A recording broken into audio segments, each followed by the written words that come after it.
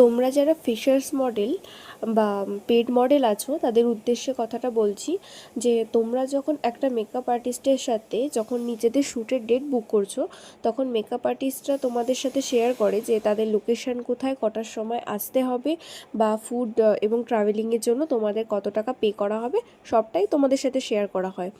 কিন্তু তোমাদের কাছে একটা রিকোয়েস্ট যে তোমরা কখনো ওই শ্যুটের ডেটটা একদিন আগে বা শ্যুটের ডেটের সকালবেলা ক্যান্সেল করো না।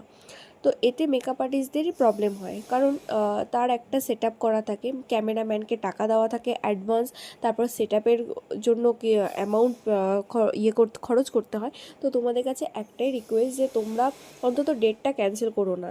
তোমাদের সেটা অসুবিধে থাকলে তোমরা সেটা 2-3 দিন আগে জানাও, কিন্তু দিনের দিন বা আগের দিন রাত্রেবেলা ক্যান্সেল করো না।